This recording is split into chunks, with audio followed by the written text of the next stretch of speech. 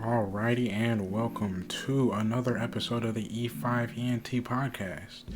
I'm your host, E5Ent Dre, and we're back. It's been a while, since I've uploaded an episode. Sorry about that, technical difficulties and all that sort, but I know y'all probably not worried about that. Y'all worried about getting right back on into some content.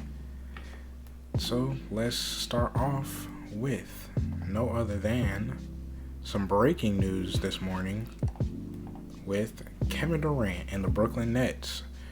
They gonna thug it out. So here we have a report. Brooklyn Nets, Kevin Durant agreed to move forward together after a star trades demands. Kevin Durant staying in Brooklyn, according to the statement from General Manager Sean Marks. Coach Steve Nash and I, together with Governors Joe Tsai and Clara Wu Tsai, met with Kevin Durant and Rich Kleiman in Los Angeles yesterday. Mark said in a statement, "We have agreed to move forward with our partnership. We are focusing on basketball with one collective goal in mind, to build a lasting franchise to bring a championship to Brooklyn." So, obviously, Kevin Durant requested a trade, as it says, on June 30th. And, I've been waiting, and I'm pretty sure the whole world has been waiting for, the Nets to make a decision, or for, Durant to make a decision. Because Durant's been very adamant that he wants to get traded, even going so far as to saying, either trade me or fire Steve Nash and Sean Marks. In which, obviously, Joe Tsai's not going to do that, because that's idiotic. So, they eventually met up, sorted out the differences, and just want to focus on the basketball aspect, which is great for Brooklyn because, let's be honest, they was going to get shortchanged for Kevin Durant. They had no leverage. Kevin Durant had all the leverage. So, hey, at least they got it to where they both working together, building a championship team in Brooklyn. So, KD's staying, Kyrie's staying. Let's see what happens, going forward. Like I said, I've been waiting for KD to be moved because obviously that would have been more exciting for the NBA, and I was, short little plug here, I was thinking about doing like a rebuild series of the Brooklyn Nets on 2K, but obviously that's out the window. I could still, but probably not. But anyways, yeah, everybody was waiting, hoping on a deal that was going to be exciting and fun, but, they're just going to stand pat. Very smart for both sides, because, let's be honest, Kevin Durant, you got yourself into this mix, okay? And the Nets got themselves into this mix. Granted, well, no, I'm not going to say granted. They knew what they was doing when they were giving Kyrie and KD all that power. And, it's on Kevin and Kyrie because they had the power and they were making decisions. So now they can move forward together and hopefully build on this relationship and build on this team and, win a championship. Do I likely see them winning a championship? Depending on health, obviously, and the team constructed as it is now, possibly, there's always a chance for them. Granted, they got swept last year, but that was because of all the inconsistencies in the team and stuff. So I feel like they'll be better this year, for sure. They just have to, focus up, stay healthy, and I can see them making a deep playoff run. I don't know about winning a championship. I love Kyrie, so, him having another ring would be great. But I don't see it too much, to be honest.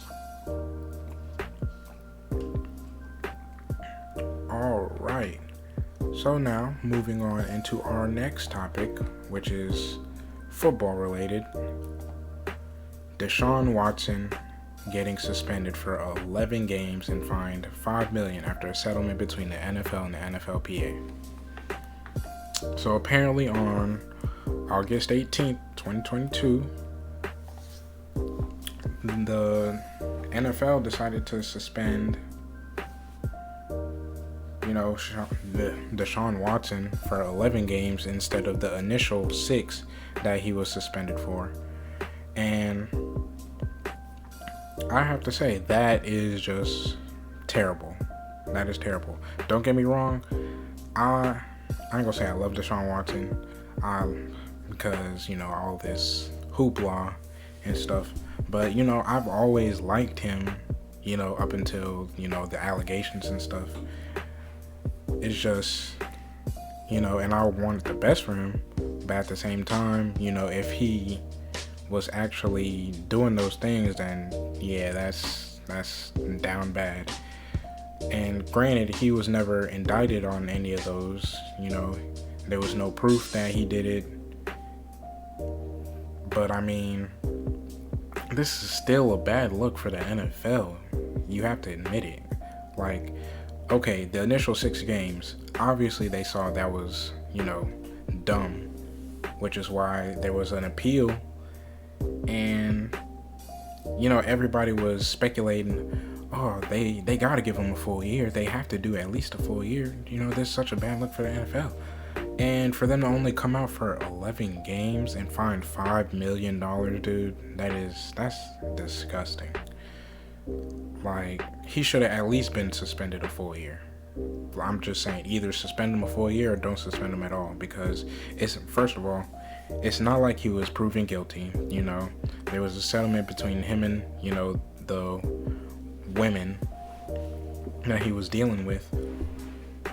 So, I mean, obviously there might be some guilt right there, but at the same time, like I said, he wasn't proven guilty.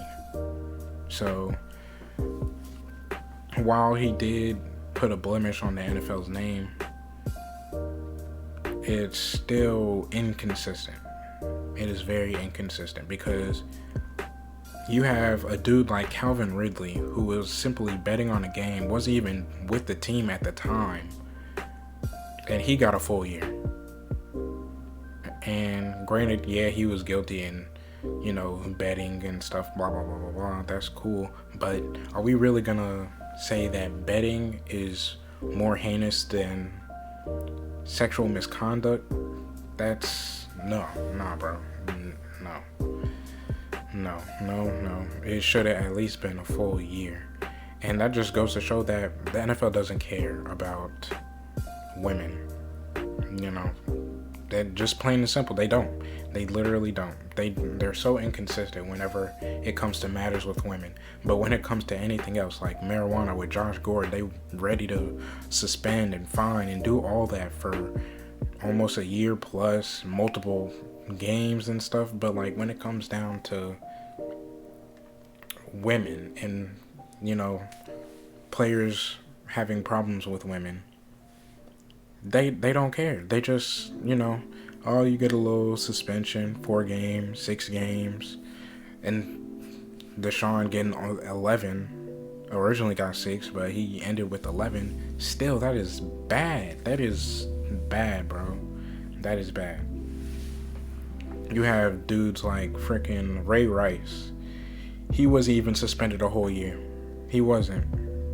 He was just, suspended a couple of games, but wasn't signed afterwards. He was released. Obviously, you have to be released after assault. But like, dude, that is... And the fact that, oh my gosh, the fact that Ray Rice only had that little amount of games is crazy to me. But, granted, in that case, he was guilty, but he still should have been suspended at least a year, if not banned. Because I understand the NFL, wants to give dudes chances to right their wrongs and stuff, and that's cool. I'm looking at you, Cowboys. But like, still, at what point are we gonna say, all right, there's just some people that we're not going to let play in our league that's going to represent us badly. And I'm not saying Deshaun's one of them per se, but, you know, if he wasn't proven guilty, but he still showed a blemish on your, you know, league, it's got to at least be a year. It's got to at least be a year. I understand he was out last year, but that's because the courts was still figuring all that stuff out and, you know, just a whole bunch of hoopla and stuff. But the fact that he wasn't proven guilty, you know, he's already missed out a whole year. You'll be like, okay, he's missed out on money. Let's just, you know, let's just, you know, ease up on a little, let him on through. Measly 6 games, I guess. But then they saw all the backlash and stuff, and it was like, all right, let's appeal this and let's try to work it for a little bit more. 11 games sounds nice, and that's dumb. That is dumb. That is dumb. Because, you know, you're fighting so hard for just 5 extra games and $5 million. That $5 million, let me see how his actual money that he got. Oh man, I don't think it's gonna say him in this article. Yeah, okay. So this dude signed a contract that guaranteed $230 million and a base salary that will jump to $46 million in 2023, but his base salary in 2022 is $1 million. So realistically, he's going to lose his whole salary for this year, but he wasn't even planning on playing anyway. He still has $230 million guaranteed, bro. That 5 is not hurting him. That 5 is not hurting him. Those 11 games are not hurting him. He still has guaranteed money. He still has, I'm not going to say endorsements, but it's just dumb. It is just dumb. And it's an L for the NFL. That's what it stands for, National Football Losers. That's crazy. How they only going to suspend him for 11 games. 11 games, bro. And like I said, he wasn't proven guilty. But again, if you're representing the National Football League, you can't be putting, you know, the league in a disadvantageous spotlight, you know?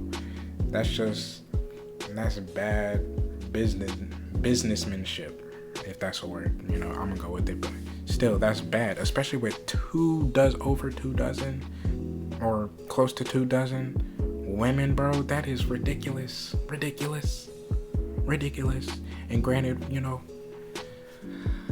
man, I'm not about to drag it, but they should have at least did a year. If they would have did a year, then cool. You know, obviously he did bad by putting the league in a, you know, spot in a position like this.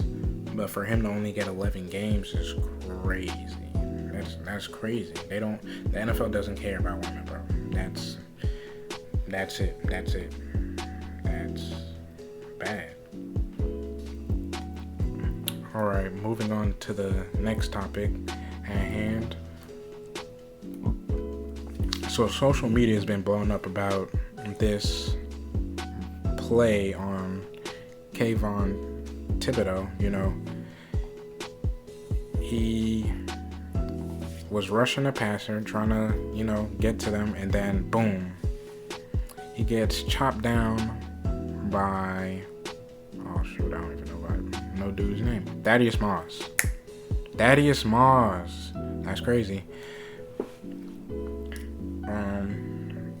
You know, and everybody says, oh, that's a dirty move. By the way, he's missing 3 to 4 weeks with the MCL sprain, which is, you know, that's tough, especially for a rookie. So, you know, hope he recovers well soon.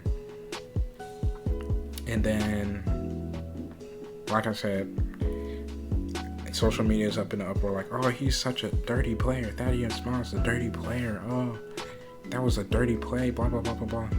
But honestly, I could understand the view on that, but realistically, Kayvon stopped. Kayvon stopped and just stood there, waiting to get hit. Obviously, Thad's gonna go low. He wasn't trying to hit. If you look close, he's not trying to hit him in his lower legs. He's trying to at most hit the hip, because that's what NFL tight ends are trained to do. That is what they're told to do. And especially for Thaddeus Moss, he doesn't have a certain roster, guaranteed roster spot on this team. So he's going to try and play hard and do what the coaches tell him to do.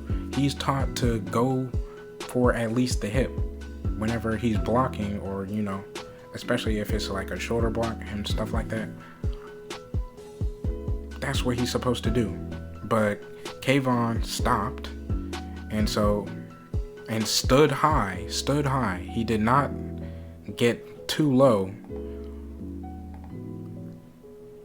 He really lowered his back down. He didn't really lower anything else. He wasn't really bracing for that impact. So instead, he got in the ankle area, which is bad, which sucks. It sucks, obviously. Like I said, I hope for a speedy recovery for Kayvon. He was a 5th overall pick, if I'm not mistaken, in the draft, if I'm not mistaken. But it's not a dirty play, bro. It is not a dirty play. It's just an unfortunate series of events that happened to a rookie, bro. That's it. That is literally all. Okay, moving on to our next topic. We're going to play a little game here. Haha, if you know what I'm saying. We're going to play Better or Worse. So Lamar Jackson still has no contract extension on the table yet. He's still, holding. I don't know if he's holding out. Is he? I think he's holding out. But regardless of the fact, he doesn't have an extension. And I don't know if he's going to go into this year without an extension, but it's crazy to me how people have been downplaying how good Lamar Jackson is. This man won an NFL MVP in his 2nd season. Obviously he showed a little regression last year, but that's truthfully, you can attribute that to injury. And then if you really want to get into his injury, affecting his contract, let's be honest, dude. His injury is not going to affect him that much to the point where he can't at least throw the ball. Lamar Jackson is a good thrower. I'm not sitting here standing for all the people that say, oh, Lamar Jackson's just a running back. This man won an NFL MVP at the quarterback position for throwing a league-high number of touchdowns, a good amount of yards, was running the ball like a running back, but he still has the ability to throw like an NFL quarterback. This dude is a special player, and for everybody who can't see, I'm about to show you right now. So we're gonna say, obviously I got a tier list here. We got Lamar Jackson in the middle, then we're gonna go who's better than Lamar above him, and then who's worse than him below him. So starting off with Jameis Winston, easy below.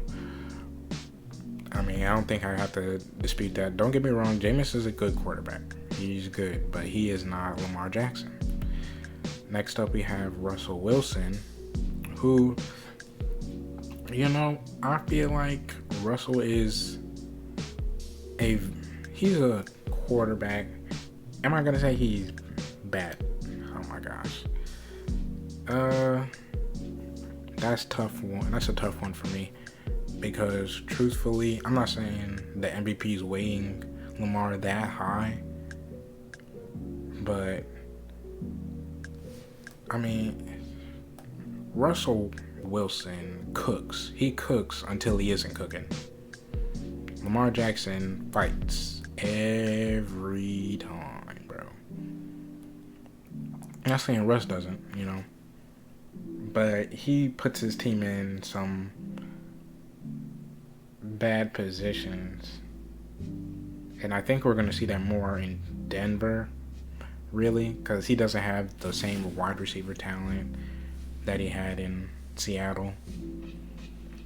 But, we'll see. But,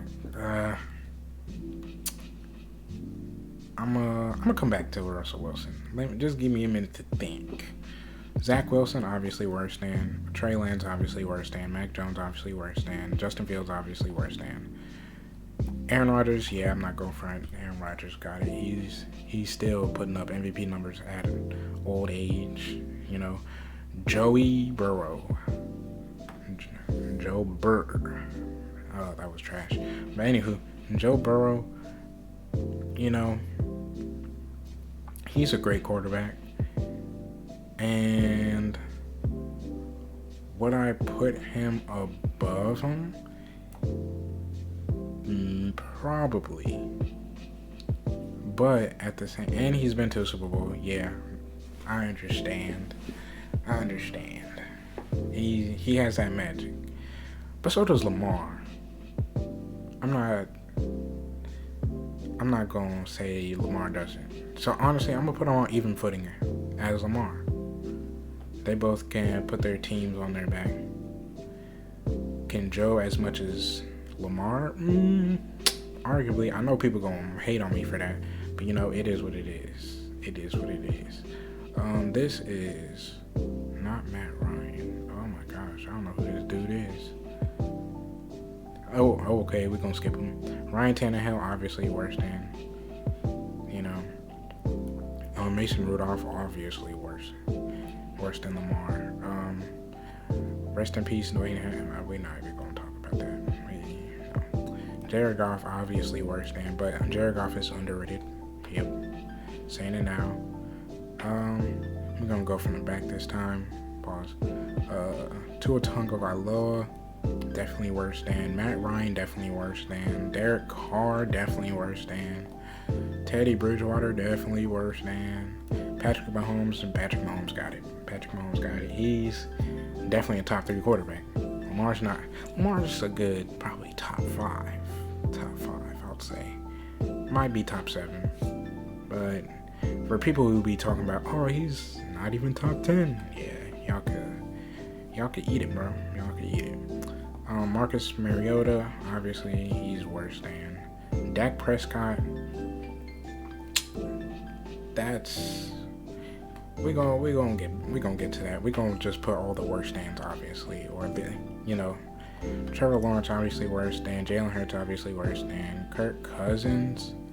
Kirk is a good quarterback, but he's worse than. Because Lamar does not shy away from the moment. Kirk be folding, dog. That's it. Sam definitely worse than. Mitch Trubisky definitely worse than. Jimmy definitely worse than. We're gonna say this Kenny Pitts. That's not his name. Kenny Pickett. Yeah, definitely worse than. I do not know who this dude is, but he's definitely worse than. If I don't know him, then he's worse. Rest in peace to the brother Dwayne Haskins. So that just leaves 6 quarterbacks. Russell Wilson, Josh Allen, Justin Herbert, Kyler Murray. Oh, Josh Allen definitely better than Lamar. I ain't gonna lie. He got it. He got it right now. Matt Stafford and Dak Prescott. So, truthfully, who's better? Who of these guys are better than Lamar? Who's the best one out of these? The best quarterback out of all of these? I ain't gonna lie, it's Herbert. Justin Herbert is the best quarterback out of this bunch. Would I say he's better than Lamar? That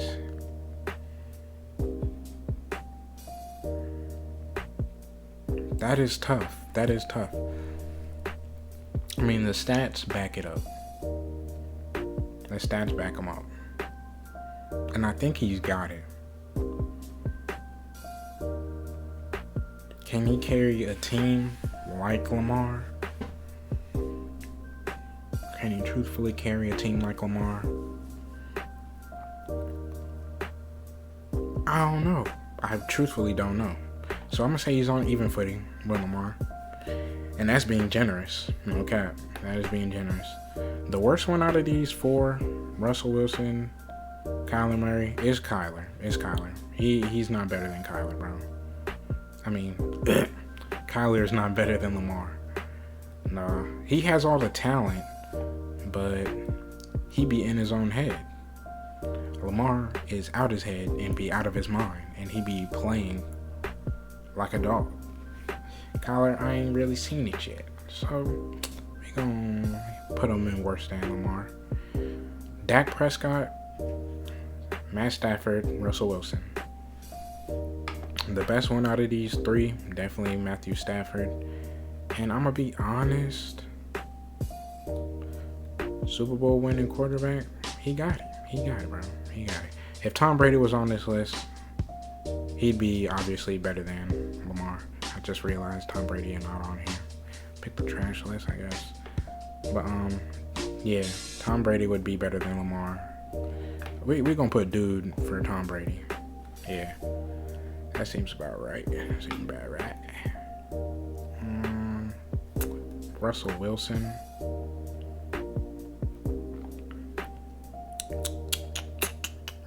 He's on. Is he better or worse than Lamar? Because Lamar won't kill his team. Russell Wilson would kill his team. But then you could say the same thing about Matthew Stafford. That is a tough. Nah, no cap.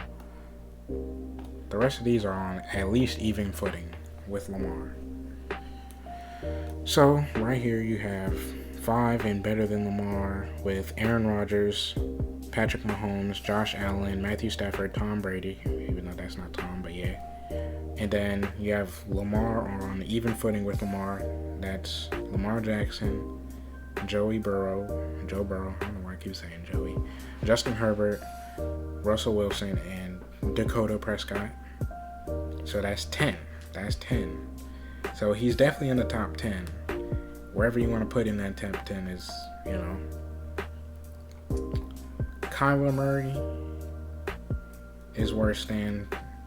Jameis Winston is worse than. Zach Wilson is worse than. So on and so forth. The rest of the NFL is worse than Lamar. Let's not even play. They have some good players that are worse than Lamar Jackson. I'm not saying that, they're all trash. But that's just how good Lamar Jackson is, bro. And you could be saying, oh, you're just biased. That's one of your favorite players. And you might be right. I ain't gonna lie. Lamar got it for me. But, he's still a good talent. And while like I said, he showed regression last year. He was injured. He was injured and out half the season, and he was carrying his team while his team was being ravaged by injury before he was ravaged by injury himself. Like, come on, bro. Let's be serious. Do I think any of these other players on even footing with him could do it? Joe Burrow, do I think he could do it? His rookie year. I don't want to compare him by his rookie year, because that's... I'm going to be honest. I don't think Dak could, so he's worse than. Yeah. Russell Wilson, do I think he could lead a team by himself? I feel like he could. I'm going to keep him on even footing, because I feel like he could. Justin Herbert, I feel like he can too. Everybody else, yeah. Dak, I don't see it.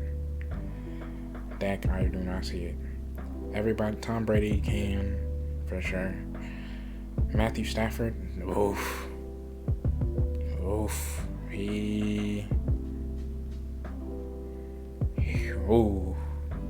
Yeah, I ain't gonna lie. I ain't gonna hold you. I take it back. Matthew Stafford's not better than Lamar Jackson. Because if you would have put Lamar Jackson on that team, he would have won it. Yeah. Not gonna lie, Matthew Stafford's worse than Lamar Jackson. Yeah. I don't care what anybody said. I love Matt. As a Detroit Lions fan, I love Matthew Stafford. But He's not better than Lamar Jackson, let's be honest. And the reason is Matthew had some trash teams in Detroit, and he led them to the playoffs a couple times. But the teams he were on were just trash. And literally his first season with a competent team, a Super Bowl. Let's be honest, that Rams team is ridiculous, dude. All the talent that they had, bro.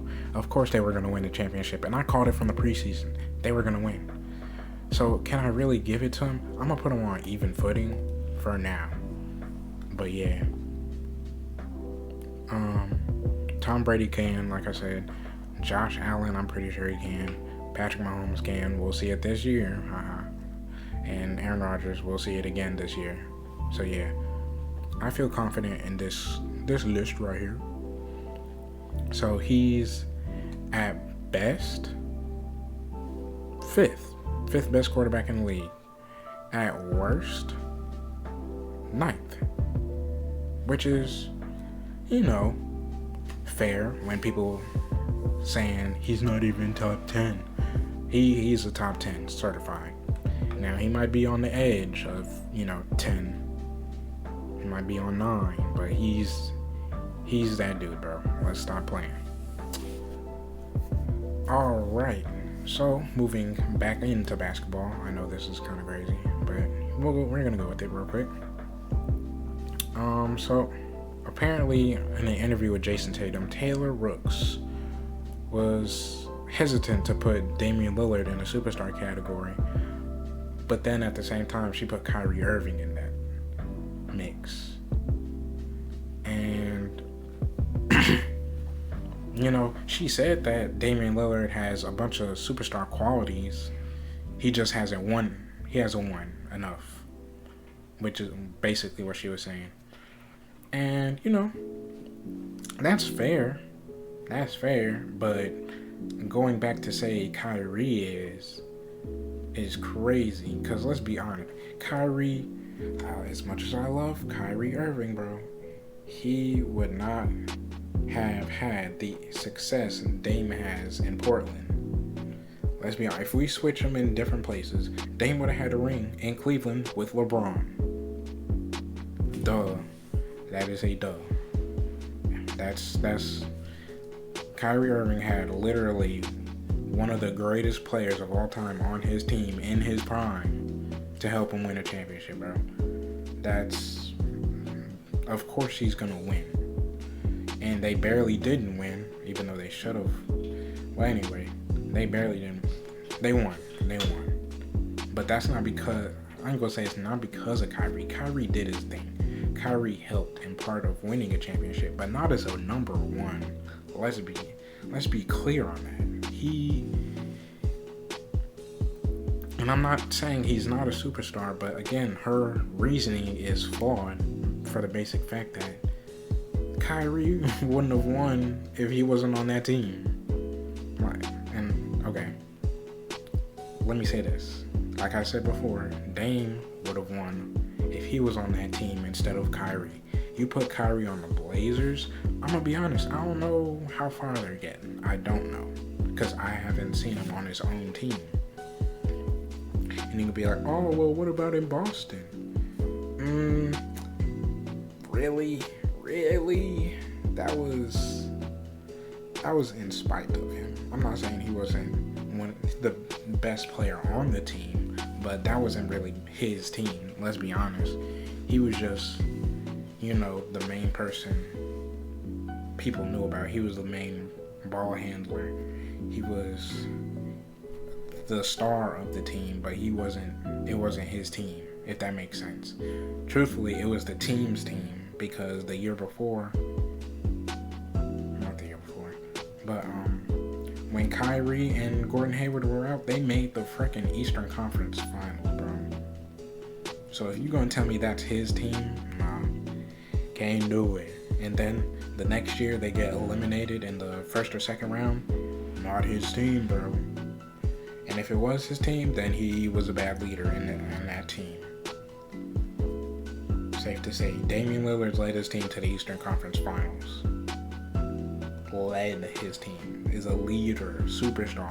I would definitely put Dame over Kyrie any day of the week. He's over Kyrie any day of the week, even without a ring. Just maybe as pure basketball players, Kyrie probably has them in that, category. Kyrie's one of the most skilled players that we've ever seen. That goes without saying. But for him to be labeled as a superstar over Damian Lillard is wild. That is wild. That's wild. Alright, and so as the show is coming to a close, I just want to thank each and every one of y'all for sticking around and listening to the pod. I appreciate all the support that I get, and y'all stay safe out there in this crazy world of ours, and I will see you all on the next one. Peace.